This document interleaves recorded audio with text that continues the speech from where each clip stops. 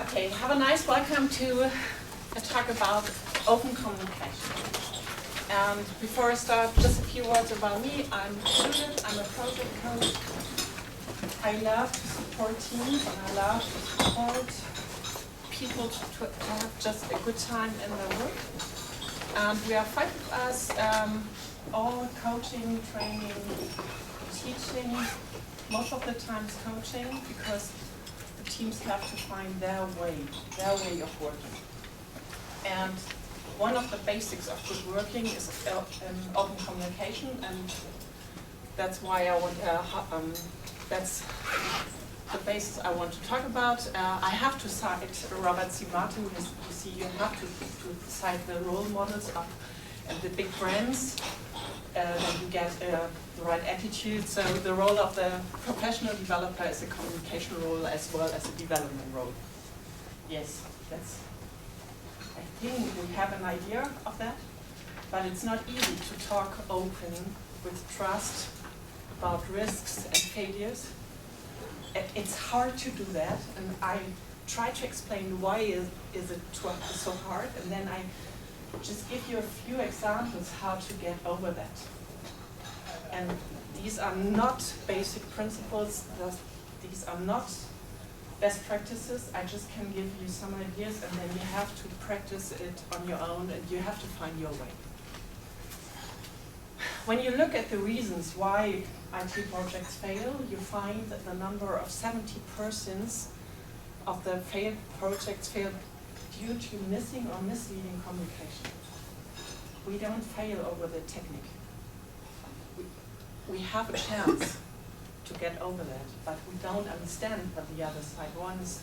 We don't understand what we are able to do. We do not allow ourselves to talk about our failures. And that's all missing or misleading communication, and at the end of the day we fail together. That's all. It's not the technique, it's the communication. It's about you and me. And then there is another number which is very, very important. Only 20% of our decisions are made conscious. 80% of the things I do and you do are not in our consciousness. So I just moved here around, right? And I guess I did it because I didn't see everyone, but this is something this was a background operation. I didn't think, I didn't see everyone. It just happened. And a lot of things happen just because something in our background operation decides for us. And what we do when we decide in background operations, we decide like we did it always. That's what our brain does. If you have it conscious, you can decide for another way. If it's in the background, you decide it like we did it always. And that's the main path into a big failure. So how can we talk about the missing 80%? How can we do that without talking the whole day, without any aim? Because we don't know if it's important what we have in our gut. So, open communication, it's about talking about facts. Sometimes facts hurts, so we try not to talk about them. Sometimes we have just a gut feeling, but am I allowed to talk about them? And I'm the junior of the team. Am I allowed to say I have a gut feeling? I'm the female in the team. Am I allowed to say something? Or I am the senior and I'm not sure. Am I allowed to say I'm not sure? So, what we need is communication and cooperation, and what we need is a well-aimed communication. So, I need to talk about the classic approach because it taught us a lot about how we behave right now. Even if we call the company we are working in Agile, there are still a lot of assumptions and a lot of behaviors which come from this world. and I like to explain it in difference, or to show the difference between the classical and the agile approach. Then I need to talk about trust and motivation. And then I give you some examples how to come into an open conversation. And it's not like you're deciding right now, tomorrow I start an open communication in the whole company. That won't work. But maybe you find some little steps that you can do to change your behavior and the company culture you are working with. Okay.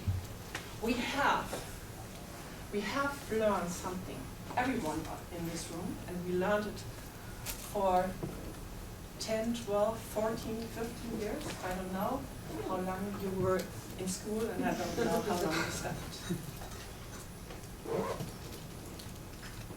And we learned there's something very explicitly. We learned, be perfect. If you do a failure in school or while studying, nobody says, oh great, you did a failure, let's learn from it. What you learn is to get a bad grade. You're not the A team, the A player anymore. That's what you learn. If you say, I'm not able to do it, you have problems with your teacher, with your parents, with your peer group. We learned be perfect. And then we are going into an agile company and they say, let's talk about your mistakes. What? I have to be perfect. That's that's driving us. That's something very, very basic in all of us. Be perfect.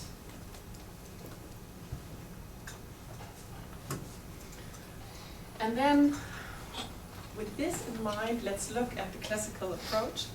These are the 4 basic rules for the scientific management, which is underlying the classic approach. And I marked the 3rd part, provide detailed instruction and supervision of each worker and the performance of that worker's discrete tasks. You're welcome.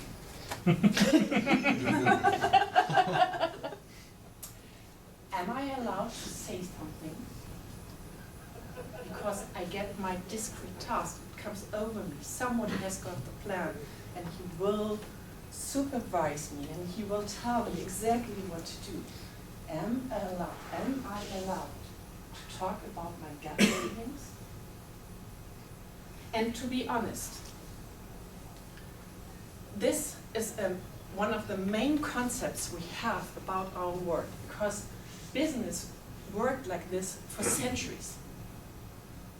In every movie we see, we have a boss who's instructing and supervising. In every movie, in every book, everywhere. We don't have a good role model about doing failures. We have a good role model about instructing and supervising. And even in my company, when a new agile coach comes in, this is always a task for us. Because we come at this point where someone says, I had the gut feeling I should have done X, Y, Z, but I thought you are the boss, so you should say it to me. So why? We are working in a team. So what we do is we are talking explicitly about this basic tacit assumption which is underlying, which comes from this rule. And it's still there. It's in all of your minds. We are waiting for the instruction. That's what we are taught. School taught us. Every movie teaches us. We see it everywhere. And that's why we decide to behave in a certain manner. And we do it in a background operation. We don't do it conscious. And that's why things happen like they happen every time. Because we don't have it here, we have it here. In this world, I have to point out that in this world where you have discrete works for a discrete worker, you have human resources because you just do a plan, and in this world, human resources, the word makes sense. But to be honest, I am a human being. I'm not a human resource. And I don't want to be a human resource. I don't want to be that. And I am not. I can say it in other words. I don't want to be a number. And if there was a number, I am the number one. But I can say that because I thought a lot about the classical approach. I thought a lot about the agile approach, and I can say that. But also in agile companies, a lot of agile companies do own a human resources branch because they don't think about that. Because it was always called human resources. We don't think about it. You see, backward operation. We need someone who's dealing with the persons, with the employees, so we need a human resources branch. We don't think about that. But when we name it like this, we treat the people like this. And they assume that they are treated as a human resource. You see the problem? So, rename your branches for human resources. What we assume is we are the passive part of a plan. That doesn't make sense, but we assume it and we behave like this. And that's a big problem. So let's look into the Agile Manifesto. First word is individuals and interactions. Something completely different. You and I, and we interact. Not a plan and supervising and hierarchy, it's you and I. That's something disruptive. That's something completely new.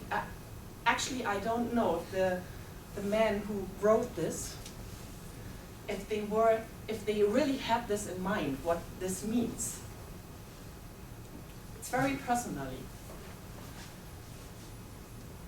That's so. I think they think they did. I said I think that they think they did. Okay. They were quite sincere about it at the time. Okay. They tell me anyway. That would be great. And actually, I'm not sure, but it's a great word and it's disruptive. It's revolutionary. Yes. And we don't know how the world is where these rules or these manifesto lives. We know the old world. So the Agile Manifesto talks about human beings and teamwork. That's something completely new. Or I can say we are talking about transparency, feedback, and self-organization. What? We don't know this. But what our brain does is, it's very powerful and it needs a lot of power, a lot of sugar to think here consciously. So what the brain does, I know this, I know this, I know this, so I do it for you like I did it every time, okay? And you behave with old habits in a new world. And then you get into disorder. And I have another explanation for that. If you look at 3 levels of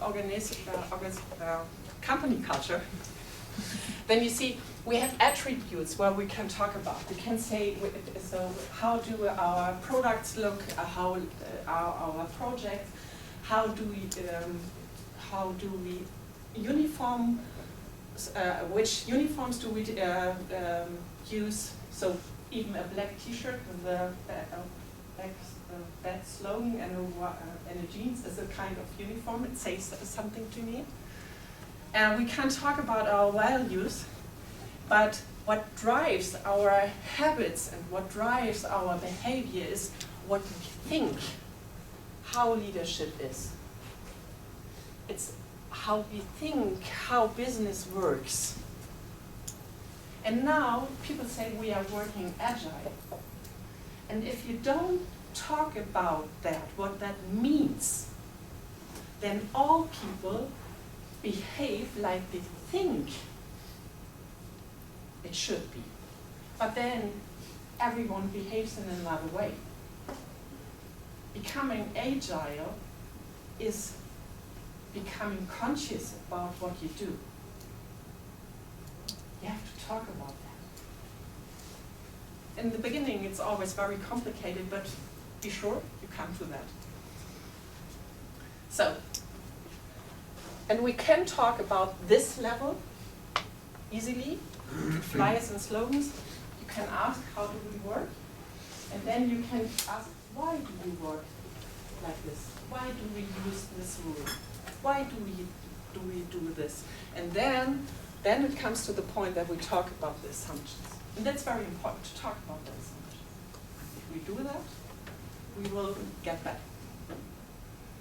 But there is a main question when you go into that conversation, and the main question is, am I allowed to say that?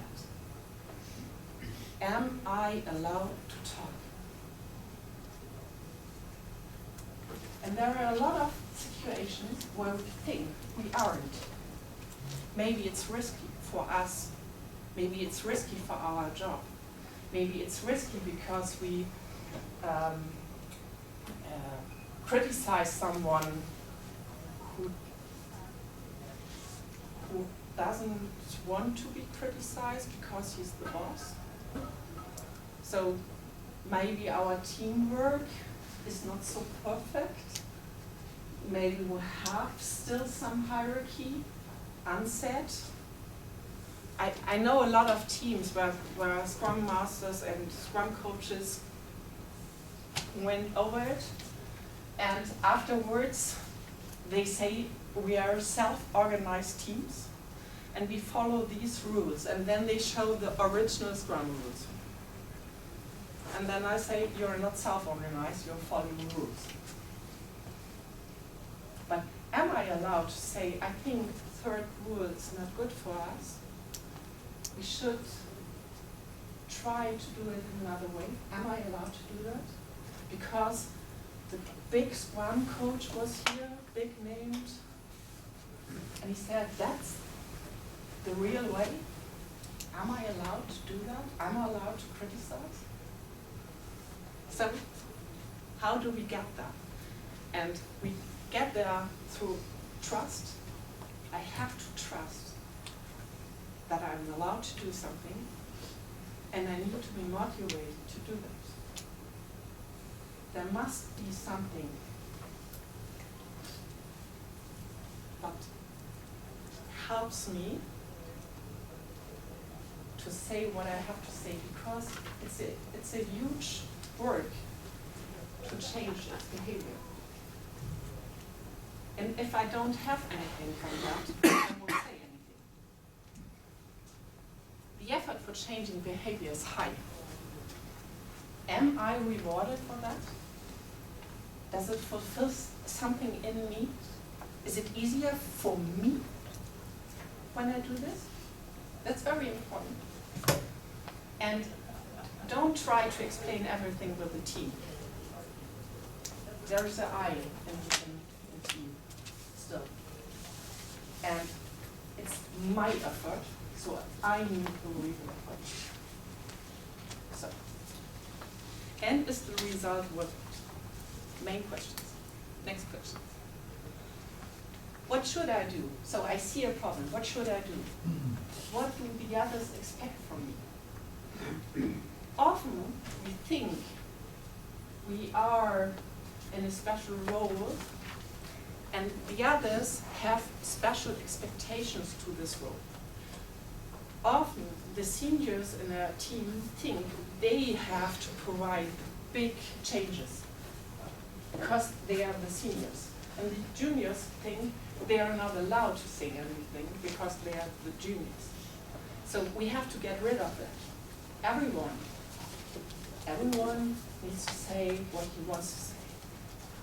And one big question which you always have, you know this, you have a gut feeling about the project, and then you ask yourself, I cannot explain it, I'm not sure, can I do it? So, motivation is based on purpose, autonomy, and mastery. If you have the three bases in your work, then people are motivated to do this. Let's check this for changes. You need a purpose for your change. So you have something in your gut feeling and you want to change something. Are you able to explain the purpose of what you say? Probably yes, because you want a better situation, so you have a purpose. Do you have the autonomy to say that? Is there a room to say that? A lot of teams do retrospectives, and it's like everything is just saying the PO is a bad man and our stories are so bad and we didn't have so much time, and people don't have the autonomy to change something. If you don't have this, somebody who has a gut feeling that you should change something won't say anything. You need your place, you need your free space, you need autonomy. And that means that hierarchy needs to give it to you. So if you have a Scrum team or a Kanban team or an Agile team, whatever you call it, say it's yours. You can decide. I will go through that. I will support you. I'm a leader, but I'm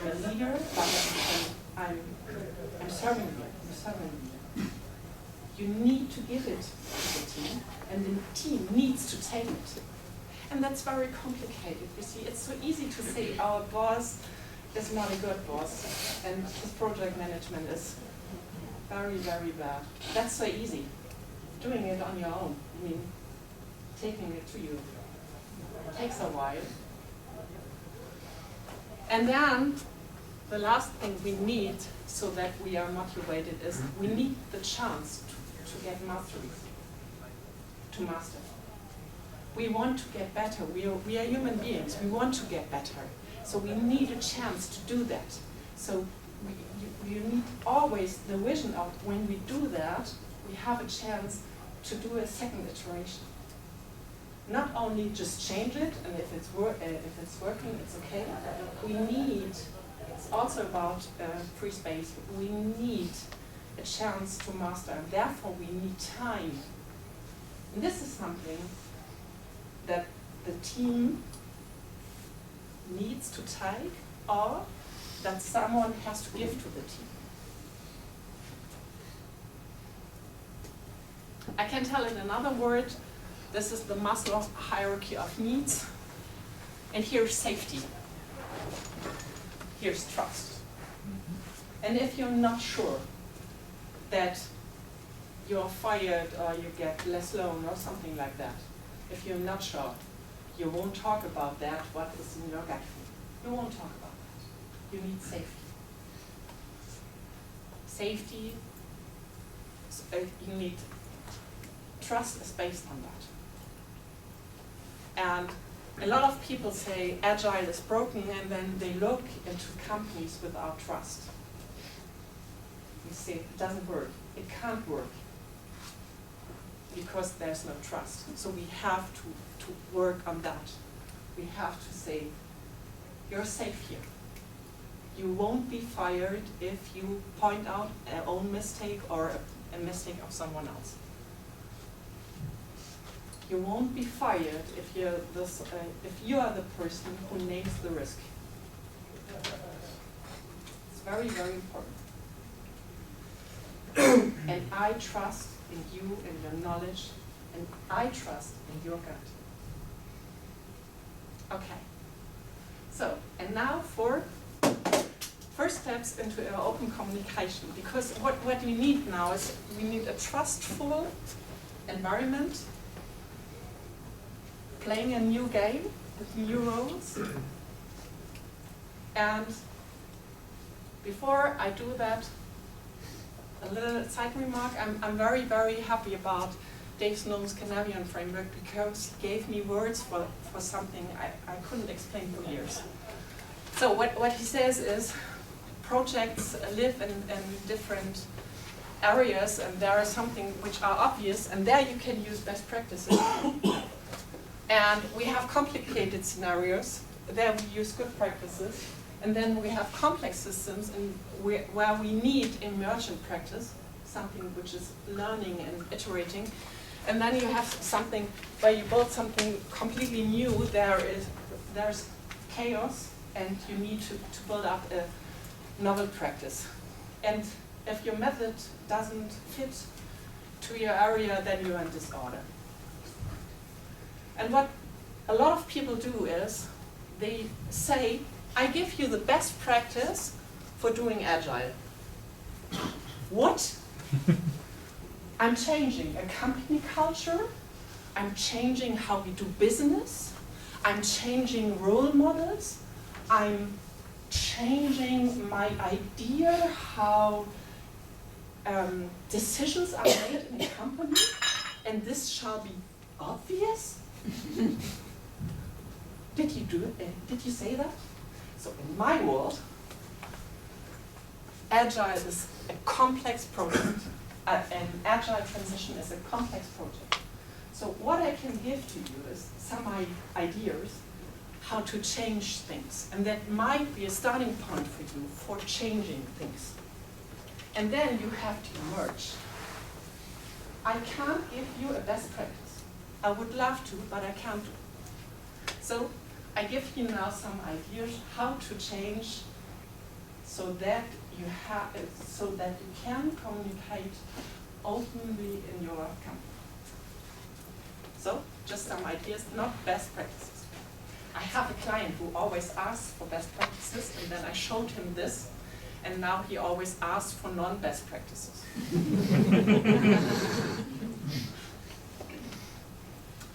We solve complex problems in a team. That's what we do. And what we do there is we are doing retrospectives, post-mortem analysis, root cause analysis, we do daily stand-up meetings, and we're looking for impediments. And this is, so the daily stand-up meeting, the worst thing I have ever seen was a team who said, yesterday I worked on 213, I finished 215, and today I will work on 217.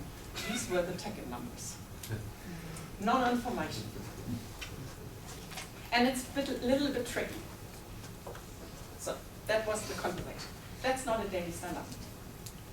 What you have to do is point out what are the questions. What did we do? What did you do yesterday? What are you doing today? And which impediments do you see? And there is a poster on the wall, and everyone answers this question. And ask again, which impediments do you see? Go into a conversation. If someone says, I don't have one, say, you can trust this group. Open the Vegas rule. Everything what is said in this group stays in this group. Open the Vegas rule, and then ask again, which impediments do you see? In retrospectives, listen what people say. And there's the most interesting phase is the last phase, closing the retrospective. Well, because often we ask, how do you feel right now? We ask in the beginning, how do you feel? What do you estimate from this meeting? At the end, we often ask, how do you feel right now? Listen. There's a farm of elephants which explodes in a room if you listen. There are the gut feelings. You have to listen to them. And bring it back to the next retrospective. Say, I've heard something. Did I listen right? Do we have to talk about that? And post-mortem analysis. Most of the people I know, when they do post-mortem analysis, they focus on technique. 30% talk about the 70%. Who did not talk to someone else? What was missing? Talk about conversation, talk about meetings. Bring it from the 80% here in consciousness. Talk about that, conversation. root cause analysis, it's the same. You have to talk not only about the technique, it's easier to talk about the technique, right? Talk about the conversation and the communication. So listen what people say. And listen to the minor sentences, to the even not sad sentences. Listen to the bodies. They talk to you. And when you are in the leader's role, you have a chance that people open their mind and talk. So, first idea. Talk about the real important things in the meetings you have. Then ask yourself, do we follow the old paths? So you're doing some kind of Agile project method and you have some artifacts and meetings and you always follow them. If that's not the way how to come into a conversation, into an open conversation, find a new way. I have some ideas for informal meetings. Make a company breakfast. Gather everyone in one room, do tables somewhere there. They have to sit somewhere at the tables, and then every table gets a question. And they have to talk about that. And you say, you're safe. Just talk how you want to talk.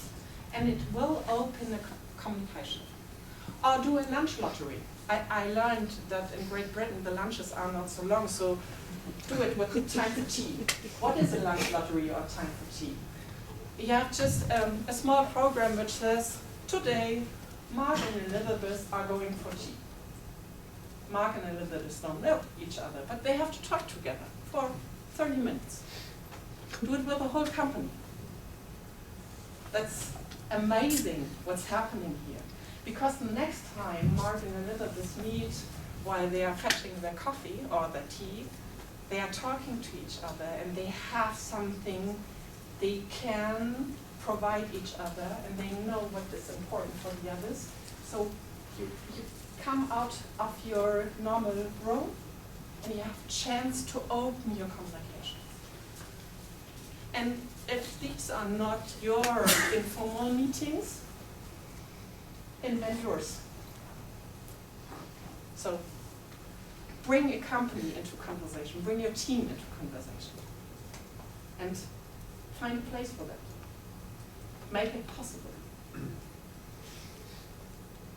And then the next question is, are we searching? Are we allowed to do? Am I allowed to talk? What we need to is hunting those elephants, those you are not allowed to elephants. What do we have to do? Leaders have to wander around and to ask, what is happening here? How do you feel? And don't ask for the facts. So ask for the facts, 20% of your time, but then ask, how do you feel? What is your vision? What's going around? Ask. And that needs a change in your mind if you are a hierarchical leader, because it means that you don't have the answers, you only have the questions. That's a big change, that's a major change. And in some company which go through an agile transition, this is one of the parts which takes the longest time till the management starts to run around. Because there's a major change in that question. Then, when you go through your company or your teams, articulate your own governance. Say it's not blaming you, but my feeling is we should have a look on this or that. And then please look what is happening. Sometimes when you start with this, then teams understand our boss has said we have to do this. They take it as an advice. So you have to come back and say, no, it was not an advice.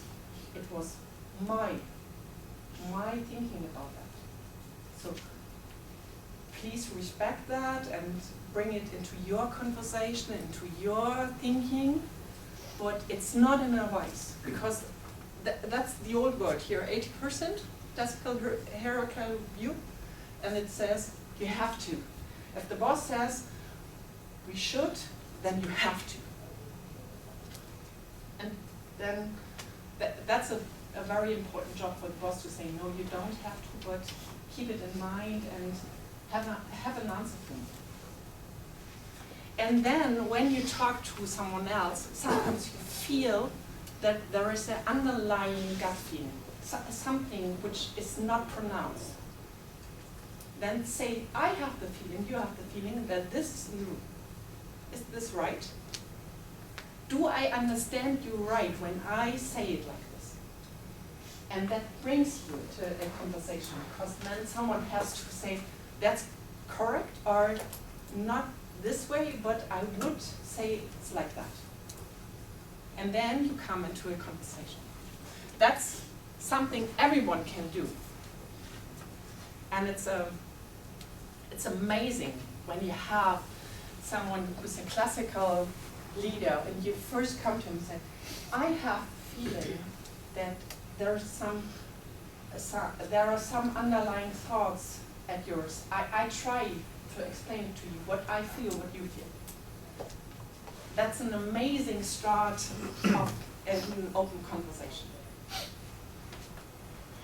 And something for the leaders, talk about your own mistakes. Talk about what you decided wrong.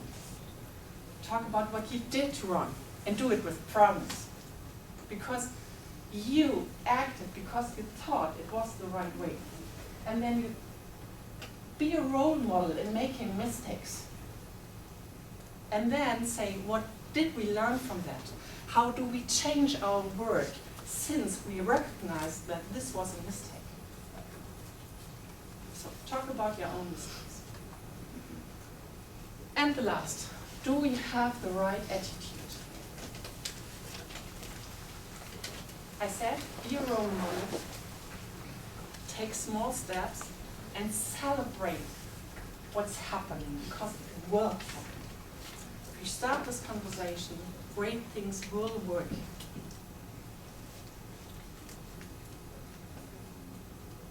Yes, and that's all I have to say about open communication. I wish you good luck to communicate open. And I hope that you can start tomorrow to be a small or a major role model. It's based on your courage and your will, but you can do. You are allowed to.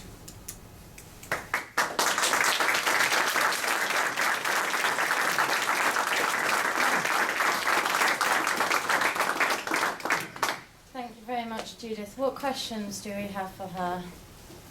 One over here. Yeah.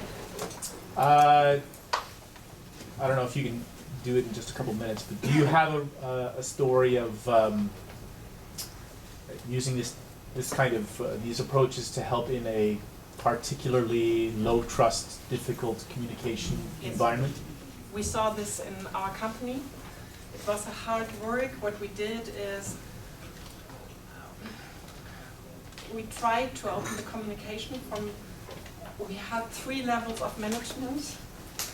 Untrustful, a lot of plans, a lot of forcing people, a lot of unspoken forcing, and a lot of firing.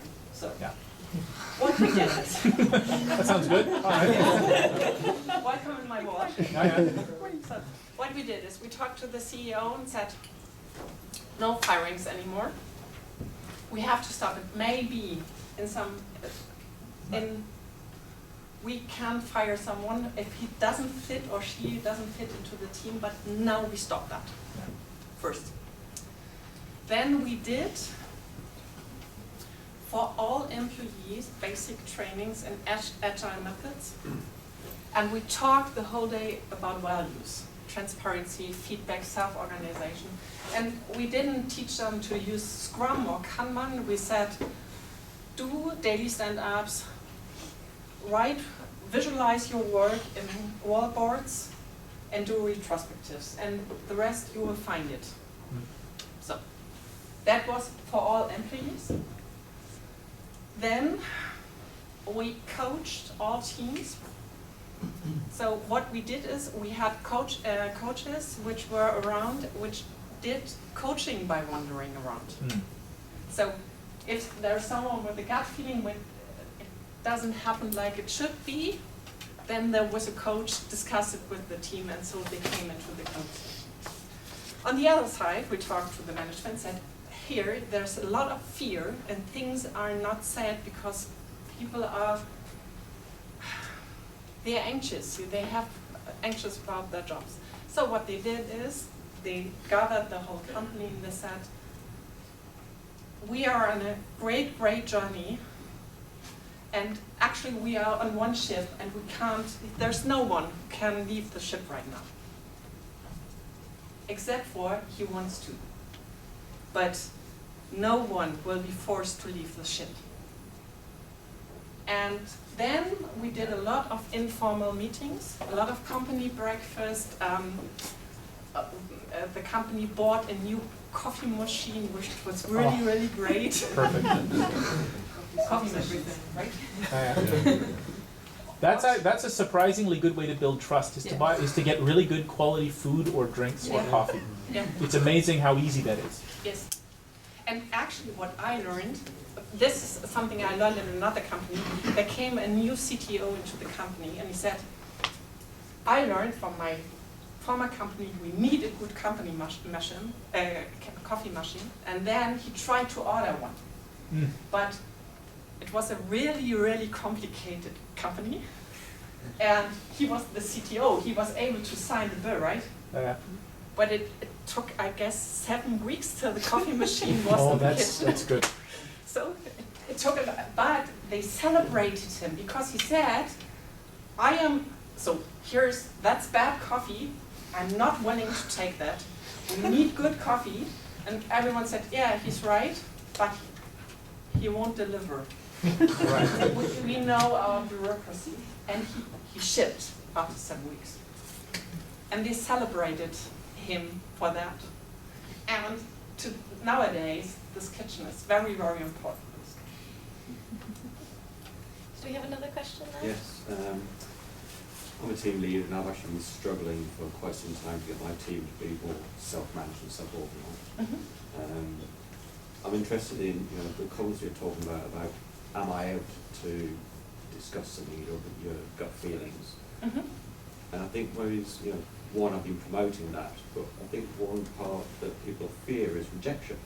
In that possibly how you discussed it was, I have an idea, therefore it must happen. But actually I have an idea, therefore it must be discussed, not necessarily followed. And actually people fear rejection. How do you get over that barrier? In that game are 2 players, right? Because there's someone who could reject. Well, the whole team can reject. Yeah. So what you have to do is find a way how you can celebrate everything. So appreciate someone for talking about his or her gut feelings. And if you do that, it's not important if it's coming into action. You need to celebrate something. And one example is if you have had something which happened in a good way, talk to the whole company about that, so open the room, that might be an idea. Then the other question is if the team is not able to talk about the gut feelings, then they fear something. There is something in the room. Find what they fear. So sometimes employees fear things that aren't there. Sometimes something happened to a team 10 years ago in the company, but it's still in the company culture that you're not allowed to do something or to say something. And you have to point out that fear. And then you can say, this won't happen to you. And this is kind of one-on-one talks, trying to find that. Sometimes you need someone from outside, a coach, who has the right to speak out things. And you need only someone who has the right to do it, and then it opens a conversation. And listen to the minor sentences. Often people talk about their gut feelings, and they say in major words, this is important for us, and then there's a small sentence behind that. Listen to that small sentence. And then point out that, what did you mean by that? Do I understand you right? Open the conversation. So can I just add to that? Do we even have to reject ideas? Couldn't we just try everything, even ideas that sound like bad ideas? And if they're bad, we fail fast and we learn from it, and then the person doesn't feel that their idea was rejected, it objectively didn't work out. Actually that's a way how you can do it. It's a revolutionary to do it, because we learn there's the master of the plan. But when you look at booking.com, they are working very, very test-driven, and what they found out, it's equal who had the idea. It's equal. The secretary might have a good idea for the business, and it might be the business analyst or the developer. It's equal.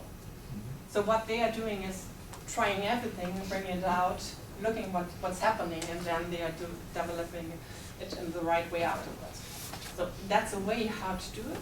A lot of companies aren't able to do that because that's so far away from the hierarchical, from the used way we are doing business, that they don't do it, they don't allow it to themselves.